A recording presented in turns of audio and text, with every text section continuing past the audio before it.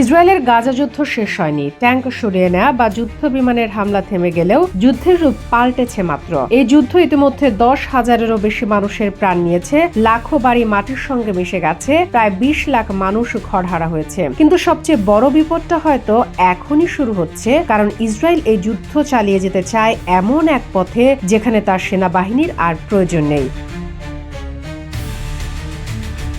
ইসরায়েলের হামলায় গাজার সামাজিক কাঠামো ভেঙে পড়েছে। এই শূন্যতায় এখন গড়ে উঠেছে সশস্ত্র মিলিশিয়া দল, যারা ইসরায়েলি দখলদারির বিরুদ্ধে এখন নিজেদের অস্ত্র নিজেদের মানুষদের দিকেই তাক করছে। তারা মানুষের যন্ত্রণা ও হতাশাকে ব্যবহার করছে রাজনৈতিক প্রভাব ও ক্ষমতা বাড়ানোর হাতিয়ার হিসেবে। একসময় অবরুদ্ধ হলেও গাজা অন্তত নিজেদের ভেতর ছিল নিরাপদ। মানুষ ইসরায়েলি হামলার ভয় পেত, প্রতিবেশীর নয়। কিন্তু এখন ভয় এসেছে দুদিক থেকে, দখলদার ইসরায়েলের দিক থেকেও আর নিজেদের ভেতরের বন্দুকধারীদের দিক থেকেও।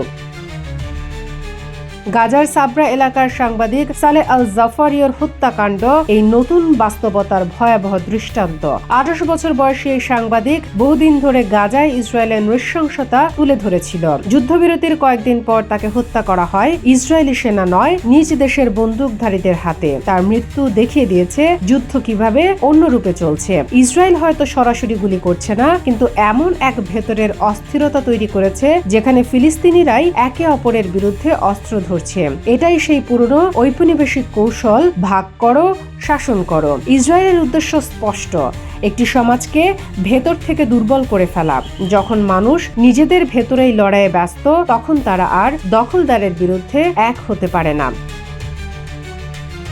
এভাবেই ইসরায়েল দুটি লাভ পায়। প্রথমত, ফিলিস্তিনের ঐক্য নষ্ট হয়। দ্বিতীয়ত, নিজেদের সেনাবাহিনীকে সরাসরি ঝুঁকিতে ফেলতে হয় না। গাজা রক্তাক্তই থাকে, কিন্তু এবার সেই রক্তপাতের দায় থাকে গাজার মানুষের ঘাড়ে, ইসরায়েলের নয়। এই সশস্ত্র গোষ্ঠীগুলো এখন নিজেদের দেশপ্রেমিক যোদ্ধা বললেও আসলে তারা ইসরায়েলের স্বার্থই পূরণ করছে। যুদ্ধ চলাকালে ইসরায়েল তাদের ব্যবহার করেছে যেখানে নিজে প্রকাশ্যে যেতে পারেনি, কিন্তু ইতিহাস বলে ইসরায়েল তার এই সহযোগীদের শেষ পর্যন্ত ফেলে দেয়, তাদের অস্ত্র কেড়ে নেয়, মেরে ফেলে বা এক ঘরে করে দেয়।